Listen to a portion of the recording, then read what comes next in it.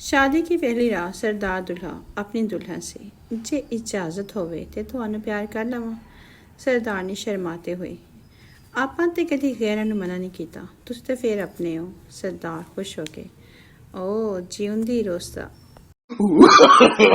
No, no, no, no. Sheikh साहब की बीवी एक दिन बड़े लाड से बोली, मियाँ जी अस्तवाजी ज़िंदगी खुशगवार बनाने के लिए मियाँ बीवी दोनों को कुछ कुर्बानियाँ देनी पड़ती हैं। अब यही देखो ना, 20 साल से मैं रोज़ाना अपने हाथ से आपके लिए खाना बना रही हूँ, मुलाजिम को करीब भी नहीं आने देती। आप बताओ आप मेरे लिए क्या कुर्बानी दे सकते हो। शोहर ने एक सर्द आह भरी जज्बाती लहजे में बोले, इससे बड़ी कुर्बानी और क्या हो सकती है कि 20 साल से वो खाना चुप करके खा लेता हूँ। बीवी, शेख साहब आपने मुझे बहुत मायूस कर दिया। No, no, no, no. एक अमीर और अकेली कार चला रही थी और अचानक बैंक के दरवाजे में जा लगी। जब बैंक वालों ने पूछा कि मैडम आपको इतना बड़ा रोड कम पड़ गया था कि जो सीधा बैंक में गाड़ी चलाने आ गई हो।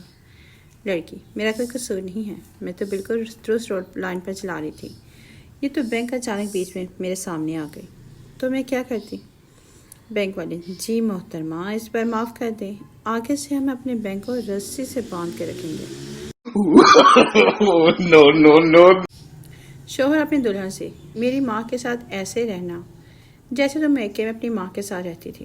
बीवी, जी सरताज आपका हुक्म सर आंखों पर।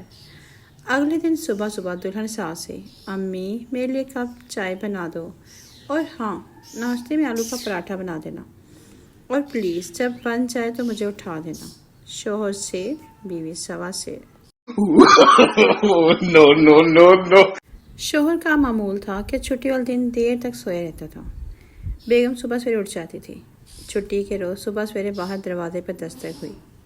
बेगम ने दरवाज़ा खोला, थोड़ी देर बाद कमरे में वापस आई। चूँकि कच्ची पक्की नींद में था और दस्तक उसने भी सुनी थी, उसने बेगम से पूछा बाहर कौन था। बोली, कोई किरण थी तो मैं सलाम कह रही थी। शोहर की नींद फ़ौरन से उड़ गई और खुशी से उठ बैठा और पूछा, कौन किरण। तब बेगम ने कहा, सूरज की पहली किरण। चलें उठ जाएं, शाबाश नाश्ता लेकर आऊं।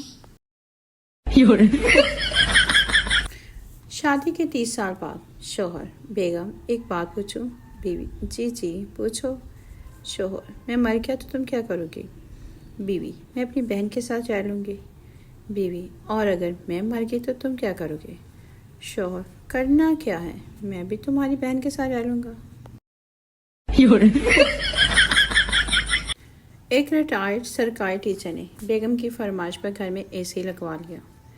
एक माह बाद महल्ले का ही नौजवान बिजली का बिल लेकर आया तो कहा, मास्टर जी ये देखें, आपका बिजली का बिल 35,000 आया है, जबकि आपकी पेंशन टोटल 30,000 है। मास्टर जी, चल पुत्र कोई गल नहीं, तेरी चाची तो ठंडी हो गई। No, no, no, no. तुर्की में तलाक के बाद मिनाहल नामी खातून शोहर के घर की छत, दरवाजे और खिड़कियां उखाड़कर अपने साथ लेकर मायके चली गई। खातून का कहना है कि घर के ये हिस्से उनके पैसों से तामीर किए गए थे। चूँकि अब वो इस घर में नहीं रहेगी, लिहाजा उनके पैसे से तामीर हिस्से भी नहीं रहेंगे। एंज तो फिर एंज ही सही। No, no, no, no. बीवी ने शादी के चंद साल बाद शोहर से पूछा, मेरे अलावा कितनी लड़कियों से आपको मोहब्बत है। शोहर ने कहा, मेरे सर के बालों की तादाद जितनी। बीवी ने रोना शुरू किया, शाम तक रोती रही। फिर अचानक याद आया कि उसका शोहर तो टकला है, तो फ़ौरन उसने आकर शोहर के सर को चूम कर कहा, कुर्बान मेरे गंजे। एक सरदार शराब पीकर रो रहा था। किसी ने पूछा, क्यों रोते हो। तो उसने जवाब दिया, मैं एक लड़की से प्यार करता था, उसने मेरे साथ बेवफाई की है, उसकी शादी किसी और से हो गई, मैं उसे भूलना चाहता हूँ मगर उसका नाम मुझे याद ही नहीं आ रहा। No, no, no, no. पिछली गर्मियों का वाक़या है। स्विमिंग पूल का मालिक नलके पर नहा रहा था। मैंने उससे पूछा कि आपका तो अपना स्विमिंग पूल है, फिर नलके पर क्यों नहा रहे हो। तो उसने जवाब दिया कि रोज़ाना पानी की औस खर्च मालूम करने के लिए एक दिन पूल में 30,000 लीटर पानी डाला और शाम को चेक किया तो 32,000 लीटर था। वजह मालूम हो गई कि 2,000 लीटर का इजाफा कैसे हुआ। उस दिन से मैंने पूल पर नहाना छोड़ दिया। No, no, no, no. گرمی نے ہر مرد عورت کا دماغ گرم کر رکھا ہے۔ ایک خاتون نے اپنی پڑوسن سے کوئی کتاب مانگی۔ ہمسائے نے کہا میں اپنی کتاب کسی کو نہیں دیتی، جس کو پڑھنی ہو یہاں آ کر پڑھ لے۔ کچھ دن بعد کتاب والی ہمسائے کو جھاڑو کی ضرورت پڑی۔ اس نے اس خاتون سے جھاڑو مانگی۔ خاتون نے کہا میں بھی اپنی جھاڑو کسی کو نہیں دیتی، جس کو جھاڑو دینی ہو یہاں آ کر دے جائے۔ No, no, no, no. 70 برس کا بوڑھا مچھلی کا شکار کر رہا تھا کہ اسے آواز سنائی دی، مجھے نکالو۔ آس پاس کوئی نہ تھا۔ بوڑھا سمجھا کہ اس کے کان بجے ہیں، مگر پھر مجھے نکالو کی آواز آئی تو اس نے دیکھا پانی میں ایک مینڈک سر نکالے بول رہا تھا۔ اس نے پوچھا کہ کیا تمہیں آسانی آواز میں بول رہے ہو؟ مینڈک نے جواب دیا ہاں، مجھے نکالو، پھر مجھے بوسہ دو، میں دنیا کی حسین ترین لڑکی بن جاؤں گی۔ لوگ تم پر رشک کیا کریں گے کہ تمہاری بیگم کس قدر خوبصورت ہے۔ بوڑھے نے مینڈک کو پانی سے نکالا اور اسے جیب میں ڈال کے نگاہیں ڈوری پر ٹکا دی۔ مینڈک نے کہا کیا تم نے سنا نہیں کہ مجھے بوسہ دو تو میں دنیا کی حسین ترین لڑکی بن کر تمہاری بیوی کہلاؤں گی۔ بوڑھے نے تاریخ ساز الفاظ کہی، اچھا ہے کہ میرے پاس بولنے والا مینڈک ہو بجائے اس کے کہ دماغ کی چٹنی بنانے والی بیوی ہو۔ No, no, no, no. ساس کے دل میں گھر کرنے کے لیے نندوں کے ساتھ اچھے تعلقات ہونا ضروری ہے۔ اگر ڈائریکٹ ساس سے تعلقات اچھے کرنے کی کوشش کریں گے تو یہ ناممکن ہے۔ سمجھ لیں کیا موٹر وے پہ ہیں اور یہ نندے ٹور پلازا۔ لائبہ نے دکان سے برف لی۔ برف کے ایک ٹکڑے کو ہاتھ میں لے کر بہت غور سے دیکھ رہی تھی۔ آمنہ تم اتنے غور سے کیا دیکھ رہی ہو؟ لائبہ بولی میں یہ دیکھ رہی ہوں کہ یہ برف لیک کہاں سے ہو رہی ہے۔ آمنہ مجھے لگتا ہے ہمیں دکان والے نے برف ہی خراب دی ہے۔ No, no, no, no. ایک کنجوس ہوٹل پر کھانا کھانے کے بعد ویٹر کو ٹپ نہیں دی۔ ویٹر نے ٹپ کا مطالبہ کیا تو کنجوس نے کہا ہمارے مذہب اسلام میں ٹپ دینا جائز نہیں ہے۔ ویٹر نے بڑی عاجزی سے کہا تو جناب اس پر جتنی زکوٰۃ بنتی ہے وہی دے دیں۔ No, no, no, no.